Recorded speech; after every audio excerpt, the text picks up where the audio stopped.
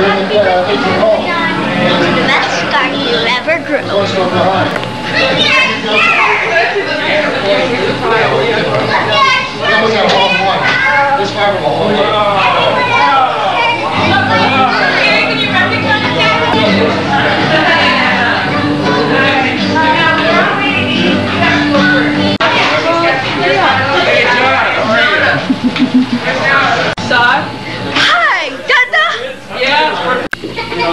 There's no sequence on this, and I wanted to give you this gift to start off with because it's symbolic of a big gift that you've given to me and I think all of my siblings, and but it's symbolic of something that has taught me a lot about people. It's, I think, been a source of understanding of where people are coming from, and has given me, it's the place where I'm comfortable with the expression of emotion and the sentiments that go along with real experiences.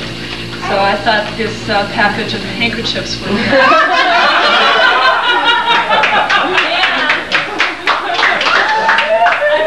handkerchiefs for all of the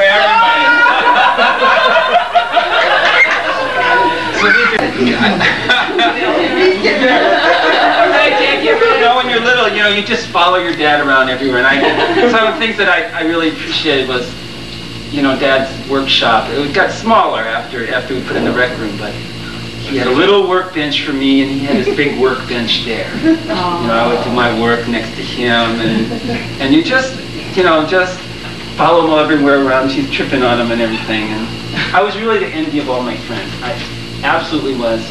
The playhouse. Oh yeah. The wagon, the tractor. The tractor, I didn't even think of that. Covered wagon. Used to go go-kart. That was one thing I was going to mention. The thing I liked about that was crashing through that fence. Crashing through that fence. Even the wishing well, I mean, you always had such neat little, nice, fun things.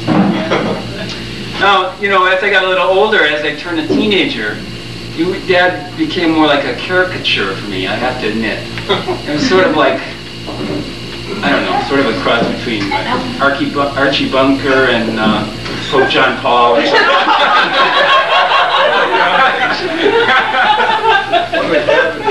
But I wanted to tell one story that really sticks in my mind for just when Steve Kazeka and I were babysitting one New Year's Eve. You were babysitting? We were about 15 or 16. They had all the and we had all the neighbor kids. Oh, okay. Well, anyway, Steve and I, it was like 1:30 or something. We woke up and Mom and Dad come home. And apparently what happened was they had this party in the neighbor's basement. And the one neighbor was handicapped, and when they were bringing the wheelchair up the stairs, it fell and it hit Dad's nose. And the whole side of his nose was like pushed in. Now Dad really takes great pride in being medic. Yeah, emergency medicine is his expertise. I know some of you remember other emergency medicine stories. So we may hear about tonight.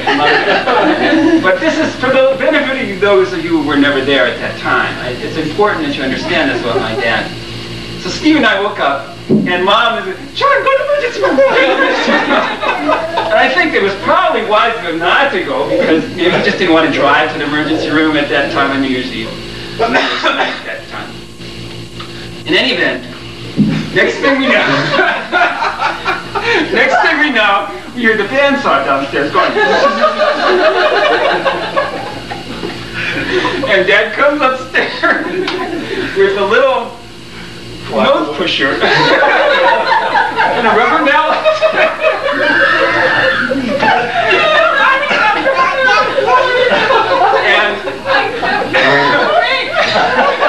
and he pushed his nose back. And then all night, about every hour or so, you would hear Dad go like this. applying pressure to the inside to restore his nose. And it restored. Just doing profiles now.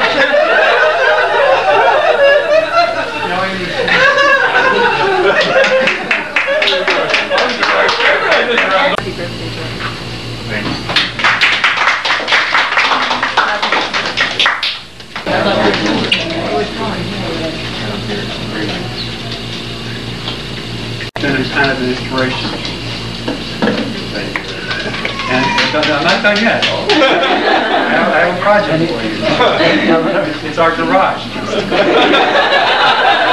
So we go out somewhere and we get back fairly late, probably about 1 in the morning, and I'm thinking as we get closer to the house, boy, I got a long drive home yet, and I'm really tired, so just drop Kathy off and pull into the driveway, and I see something moving to the left of the driveway over there.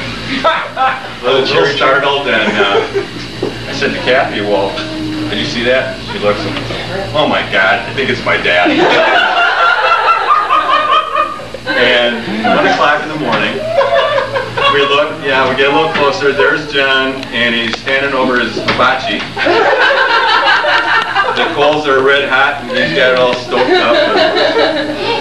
So we pulled in, and we got out, and he said, Catherine, why don't you and Tom join me for an Italian sausage? So Kathy said, no, I'm tired, I'm going to bed, but if you'd like to, Tom, you can. So, of course, I didn't want to be rude. Thinking that sounds familiar. Oh, I'm not the only one? So being, half German and half Luxembourg, we like our sausage, and it looked pretty good, so I joined John for a little conversation and a good sausage. And that was fun, and then I'm driving back, and it's in the morning, and I'm tired, and I think, well, that was cool, but what is this, like some kind of Polish tradition or something? 1 o'clock in the morning, barbecuing outside, or maybe John's just this kind of guy who gets hungry in the middle of the night and wants to stoke up the barbecue and cook some sausage. So I didn't think, I'm kind of laid back, I didn't think too much of it, but of course then the next time we went out, came back to Kathy's house, there's John cooking sausage again. This went on a few more times, and I might be a little slow, but eventually I caught on, John. The guy's pretty slick. Here I thought all the time he was just interested in eating sausage, but he was really checking things out and making sure everything was okay with his daughter and this guy, and there wasn't anything going on, So, anyway, we're joking about this, John, but I just want to tell you that those midnight snacks and conversations were real special to me. I think that was really a special time for me to get to know you and you to get to know me, and we did some real serious meal bonding. And I just want to tell you that you're a very special person in my life, and that I love you as much as any son-in-law could love a father-in-law. And thanks for being such a great guy and all the delicious sausage.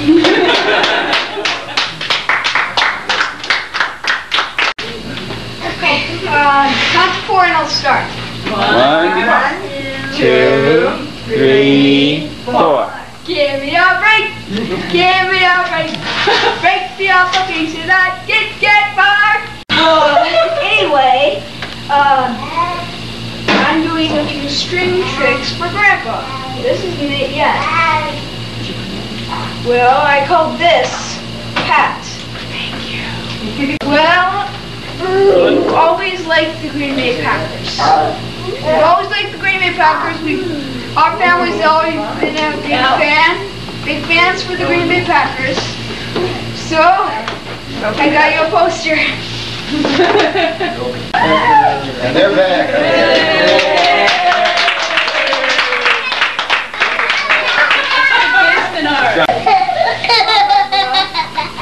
I wish you the most incredible, happy, most Super Bowl birthday you ever had.